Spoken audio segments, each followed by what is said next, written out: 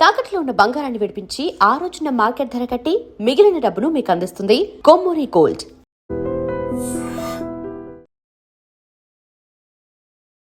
I dream చూస్తున్న ప్రేక్షకులందరికీ నమస్కారం. ఈ రోజు మనతో పాటు ప్రముఖ ఆధ్యాత్మికవేత్త, వాస్తు జ్యోతిష్య పండితులు బాలచంద్ర శర్మ గారు మనతో పాటు ఉన్నారు. మాట్లాడదాం. నమస్కారం గురుగారు. నమస్కారం. గురుగారు, లలితా సహస్రనామం గురించి ఇప్పటికీ చాలా మందికి సందేహాలు ఉంటూ ఉంటాయి. అంటే అసలు ఎప్పుడెప్పుడు పారాయణ చేయాలి, లలితా సహస్రనామం పారాయణం చేసేటప్పుడు ఎలాంటి నియమాలు పాటించాలి, అలాగే లలితా సహస్రనామ ప్రాధాన్యత గురించి కూడా వివరిస్తారు. శ్రీమాత్రే నమః. శ్రీ గురుభ్యో నమః. మనకు లలిత అని అనగానే అందరికీ గుర్తొచ్చేటువంటిది ఏమిటంటే చాలా లలితంగా, చాలా సున్నితంగా, చాలా మృదువుగా, చాలా అందంగా, ఇవన్నీ కూడా ఏంటంటే పర్యాయ పదాలు. అంటే లలితంగా, మృదువుగా అమ్మవారు ఏం చేస్తారు అనంటే మనందరికీ తెలిసినటువంటి సృష్టి, స్థితి, లయ ఎవరు చేస్తారంటే సృష్టించేవాడు బ్రహ్మ, స్థితి మనల్ని సృష్టించిన తర్వాత మనల్ని నడిపించేవాడు విష్ణువు, మనల్ని ఇక్కడి నుంచి తీసుకెళ్లేటువంటి వాడు శివుడు. కాబట్టి సృష్టి, స్థితి, లయకారకులు ముగ్గురు త్రిమూర్తులు. వాళ్ళ ముగ్గురిని కూడా సృష్టి, స్థితి, లయం చేసేటువంటి శక్తి ఏదన్నా ఉంటే ఆ మూలాధార శక్తి అమ్మవారు. ఎక్కడైనా ఒక మూలాధార శక్తి ఉంది అని అంటే అది ఎవరో కాదు, అమ్మవారు అని అర్థం, అంతకుమించి వేరే కాదు.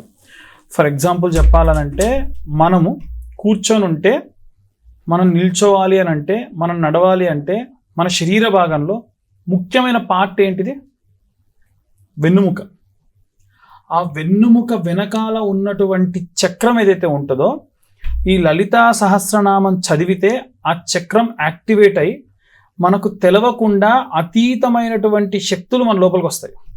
అతీతమైన శక్తులు వస్తే ఈ కలియుగంలో మనం ఏ జిమ్మిక్కులు, మ్యాజిక్లు చేయలేమమ్మా. ఒకటే, అవతల వ్యక్తిని చూడగానే ఆ వ్యక్తి సరైనటువంటి వాడా కాదా, మాట్లాడేటువంటి మాట నిజమా అబద్ధమా, సో ఇతనితో నేను వెళ్తే నాకు మంచి జరుగుతుందా, చెడు జరుగుతుందా అనేటువంటి విషయాలు తెలుస్తాయి. ఇవే కాదు, మనకి శరీరానికి ఎంత శ్వాస తీసుకోవాలి, ఎంత శ్వాస తీసుకోకూడదు, నేను ఇక ఇంతకు మించి తినకూడదు, నేను ఇంతకు మించి మాట్లాడకూడదు, నేను ఇంతకు మించి ఇక్కడ ఉండకూడదు అనేటువంటి విషయాలు కూడా అమ్మవారు మనకు తెలిసేట్టుగా చేస్తారు. కాబట్టి అమ్మవారి యొక్క లలితా సహస్రనామంలో ఉంటుంది అమ్మవారు ఒక్కో వేలు నుండి ఒక్కో అవతారం ఉద్భవించింది అని. సో 10,000 నుండి దశావతారాలు వచ్చాయి అంటే విష్ణుమూర్తి అమ్మవారి వేళ్ళ నుండి ఉద్భవించాడు అని అర్థం. కాబట్టి ఈ బ్రహ్మాండం అంతా కూడా ప్రళయం వచ్చింది అని అంటే వీడు మంచా వీడు చెడా అని లేకుండా అందరిని తీసుకొని వెళ్ళిపోతుంది. అందులో బ్రహ్మ, విష్ణు, మహేశ్వరులు కూడా వెళ్ళిపోయి మళ్ళీ పుడతారు. అందుకనే ఇది మల్టీవర్స్ యూనివర్స్. ఈ విషయాలన్నిటి గురించి కూడా ఇవాళ రేపు మన సైంటిస్టులు, మన మార్వెల్ స్టూడియోస్ వాళ్ళు రకరకాల సూపర్ హీరోస్ సంబంధించి చేస్తూ ఈ మల్టీవర్స్ యూనివర్స్ గురించి కానివ్వండి, భూమికి సూర్యుడికి మధ్య ఉన్నటువంటి డిస్టెన్స్ కానివ్వండి, విశ్వం ఎలా ఉంటుంది, పాలపుంత, వీటన్నిటి గురించి మనకి ఏదో చెబుతున్నారు కదా, అవన్నీ మన లలితా సహస్రనామాల్లో ఎప్పుడో ఉన్నాయి. మన హనుమాన్ చాలీసాలో ఎప్పుడో కొన్ని వేల సంవత్సరాల క్రితమే నిక్షిప్తమై ఉన్నాయి. కాబట్టి ఈ యొక్క బ్రహ్మాండం అంతటికీ కూడా మూలాధార శక్తి స్వరూపం ఏదైనా ఉంది అంటే అది అమ్మవారు.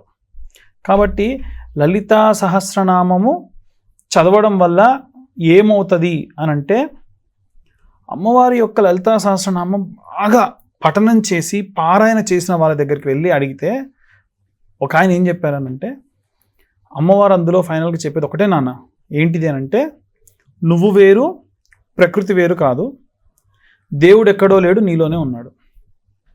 అంతే కదా. ఇప్పుడు మనలోనే భగవంతుడు ఉన్నాడు అనుకోండి, అప్పుడు మనం చేసేటువంటి పనులు తప్పు పనులు చేస్తామా? చెయ్యం. ఒక శ్రద్ధ, ఒక భక్తి, మన శరీరం పైన మనకు ఒక మంచి దృక్పథం ఉండడం, మనం మాట్లాడే మాట కూడా పర్ఫెక్ట్గా మాట్లాడడం, ఒకసారి ఒకరికి మాట ఇచ్చాము అనంటే ఆ మాటకు కట్టుబడి ఉండడం, ఒకరికి వస్తున్నామని చెప్తే టైం మెయింటైన్ చేయడం, ఇవన్నీ కూడా ఎప్పుడు వస్తాయనంటే లలితా సహస్రనామ పారాయణం చేయడం వల్ల వస్తాయి. ఉదాహరణకు నేను ఒక చోట పనిచేస్తూ ఉన్నా, నన్ను ఒకరు ఉద్యోగంలోంచి తీసేయాలి అనుకున్నారనుకోండి, వెంటనే అలాంటిది ఏదైనా జరగగానే మనకు మొదలయ్యేటువంటిది ఏమిటంటే ఖేదం అని అంటారు, అంటే బాధ.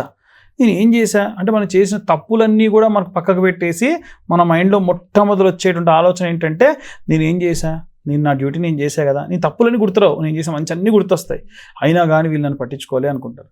అదే ఎవరైతే లలితా సహస్రనామ పారాయణం చేస్తే ఏమవుతుందంటే, ఓహో ఇది అమ్మవారి నిర్ణయం కాబట్టి ఇంతకు మించి నాకు ఏదో అమ్మవారు ఇవ్వాలనుకుంటుంది, అమ్మ మహాప్రసాదం. కాబట్టి లలితా సహస్రనామ పారాయణం చేస్తే మనకి ఈ తత్వం అనేటువంటిది వస్తుంది, ప్రశాంతత వస్తుంది. ఇవేవి కూడా డబ్బులు పెట్టి కొనుక్కునేటువంటివి కావు. నీకు ఎన్ని లక్షలు కోట్లున్నా తినడానికి తిండి లేని పరిస్థితి, అంటే డబ్బు ఉంటుంది తినలేవు, బెడ్ ఉంటుంది నిద్రపోలేరు, వెహికల్స్ ఉంటాయి కానీ ప్రశాంతంగా దాంట్లో కనీసం జర్నీ చేయలేరు. కాబట్టి ఒక ప్రశాంతత అనేటువంటిది దొరకాలంటే కేవలం మనకు లలితా సహస్రనామం నుంచే వస్తుంది.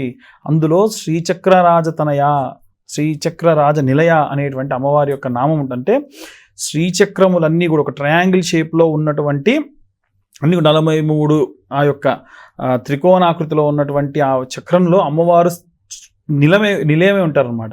కాబట్టి లలితా సహస్రనామం మనం పారాయణ మాత్రమే కాకుండా ఇంకా వీలైతే కుంకుమార్చన చేయాలి. అది కూడా శ్రీచక్రానికి కుంకుమార్చన చేస్తూ కనుక చేస్తే విశేషమైన శక్తి. ఆ తరువాతకి అమ్మవారి యొక్క కుంకుమ నిత్యం ధరించడము, దానివలన మంచి ప్రశాంతత, సౌశల్యత, ఇంట్లో అంతా కూడా అందరూ బాగుండడం, ఆరోగ్యంగా ఉండడం, అనుకున్న పనులు అనుకున్న సమయానికి పూర్తి అవ్వడం, వీలైతే ఒకరికి ఇచ్చే పరిస్థితుల్లో ఉండడం, ఎవరి దగ్గర చేయి చాచకుండా ఉండడం, ఇలాంటివన్నీ కూడా జరుగుతాయి. నియమాలు ఏమైనా ఉంటాయా గురుగారు పాటించడానికి? మంచి ప్రశ్న. రీసెంట్గా ఇంకొకరు కూడా అడిగారు, గురుగారు తప్పుగా చదివితే ఈ యొక్క లలితా సహస్రనామం తప్పుగా చదివితే కూడా తప్పు కదండి అంటే, తప్పే. కానీ ఉదాహరణకు మీ బాబే ఉన్నాడు, అమ్మ అనరాక అత్త అంటాడు, వాడు మొట్టమొదలు పిలవడానికి అత్త అంటాడు. నన్ను అత్త అంటామని కొడతారా మీరు? అరే నా కొడుకు మాట్లాడేటప్పుడు ఆనందిస్తారు. అమ్మవారు కూడా అంతే. అమ్మవారు మొట్టమొదటి ఏం చేస్తారనంటే, మనం తప్పుగా చదివినా అదే స్టార్టింగ్ టైం అనుకోండి, ఆనందిస్తారు అమ్మ, పురిసిపోతుంది. అరే అసలు పొద్దున్న లేస్తే రీల్స్ చూస్తున్నారు ఒక్కొక్కళ్ళు, ఏవేవో పిచ్చి పిచ్చి ఇవన్నీ చేస్తున్నారు, వీడు ఇంత శ్రద్ధగా కూర్చొని లలిత చదవడానికి కూర్చున్నాడు రా, వీడిని మనం ఏదైనా సరే ఎంకరేజ్ చేయాలి, వీడు నత్తిగా మాట్లాడుతున్నాడు కదా, వీడు నత్తిగా మాట్లాడకుండా ఏదైనా చేయాలి అని అమ్మ మనల్ని ఇంకా దీవిస్తారు. కానీ అదే లలితా సహస్రనామం కూర్చొని శ్రద్ధగా చదివేటువంటి సమయం ఓపిక ఉన్నా కానీ, ఆఫీస్ టైం అవుతుంది 10 నిమిషాలు వెళ్ళిపోవాలి, ఓం శ్రీమాతా శ్రీ మహారాజ్ని అని చెప్పి పట చదివేసి దాంట్లో ఒత్తులు పొల్లులు అని మిస్టేక్ చేసుకుంటూ అయిపోయిందమ్మా నీకు దండం పెడుతున్నా ఇది మొక్కుబడి చేసి వెళ్ళిపోతారుగా, అప్పుడు శిక్షిస్తుందమ్మా. ఎందుకంటే నీకు 24 గంటలు సమయం ఇచ్చి, ఈ 24 గంటల్లో నువ్వు తిని తాగి తిరిగి ఎంజాయ్ చేసి కంటిన్యూ నిద్రపోయేటువంటి సమయం ఇచ్చి, ఈరోజు పడుకుంటే మళ్ళీ పొద్దున్నే లేచి ఈ సూర్యోదయాన్ని చూసేటువంటి శక్తి ఇచ్చిన అమ్మవారికి 10 నిమిషాలు కేటాయించలేవా? ఓ 15 నిమిషాలు కేటాయించలేవా? అంత బిజీ అయిపోయావా? అప్పుడు అమ్మవారు శిక్షిస్తారు. కాబట్టి చదివితే శ్రద్ధగా చదవాలి, మిస్టేక్స్ లేకుండా చదవాలి నీకు వస్తే. కానీ ఇదే ప్రారంభం అనుకోండి, అయ్యో అసలు నేను చదవడమే తప్పులు చదువుతానండి, అసలు చదవడం మానేస్తా అంటే దోషం కాదు. కాబట్టి మనం ప్రారంభించేటప్పుడు ఎటువంటి నియమాలు కూడా ఉంటాయి. ఎలా అంటే, ఇప్పుడు ఈరోజు మీరు పారాయణ చేశారు, లలిత పారాయణ చేశారు, మీరు నాన్ వెజ్ తింటే కరెక్ట్? మీరు చెప్పండి. మీరు లలితా సహస్రనామం చదువుకున్నారు, ఒక జీవిని చంపి శవాన్ని ఒంట్లో వేసుకుంటే మంచిదా? మంచిది కాదు కదా. సో నాన్ వెజ్ తినకూడదు. సిగరెట్ తాగితే మంచిదా? మంచిది కాదు. అసలు లలితా సహస్రనామం చదవలేదండి, మీరు నాన్ వెజ్ తినడం మంచిదా? మంచిది కాదు. సిగరెట్ తాగడం మంచిదా? మంచిది కాదు. మందు తాగడం మంచిదా? మంచిది కాదు. నియమాలు అంటే ఏముంటాయి? ఇవే నియమాలు. ఇవి కాకుండా నిత్య నైమిత్తిక కర్మలు అని ఉంటాయి. అంటే ఉదాహరణకు మీరు ప్రొద్దున్నే లేస్తే గోసేవ చేయడము, పాడి పంటలు అన్నీ కూడా చేసుకోవడము, దానికి బాగా శ్రమించి కొంచెం ఆలస్యంగా మీరు స్నానం చేయాల్సి రావడము, పొద్దున్నే లేచి పాడి చేశారంటే 10-11కి స్నానాలు చేస్తారు. అయ్యో నేను లలిత చదువుకోవాలి, పొద్దున్నే స్నానం చేయాలని పని పక్కకు పెడతామా? కాబట్టి ఇప్పుడు ఉదాహరణకు ఒక వ్యక్తి తన యొక్క పనులన్నీ చేసుకునే క్రమంలో, ఉదాహరణకు సంసారాశ్రమంలో ఉన్నారు, సో భార్యాభర్త కలవడం ఉండడం అనేటువంటిది ఉంటుంది కాబట్టి అది తప్పు కాదు.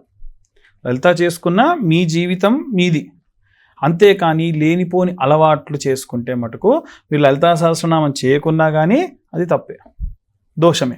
కాబట్టి వీలైనంత వరకు ఎప్పుడైనా సరే లలితా సహస్రనామం చేసుకున్నప్పుడు మటుకు సరే మిగిలిన సమయాల్లో మేము ఎక్కడన్నా అమ్మవారి దగ్గరికి వెళ్ళి బలిస్తే మేము ఆ రోజు కనుక మాంసం తినాల్సి వస్తుందండి అనేటువంటి కుటుంబాలు ఉంటాయి. కాబట్టి ఆ రోజు మీరు లలిత చదువుకుంటే కనుక దేవాలయంలోనే అమ్మవారి దగ్గర అయితే తప్పులేదు, తప్ప శారీరక సుఖం కోసం చేసేటువంటివి ఏది కూడా మంచిది కాదు.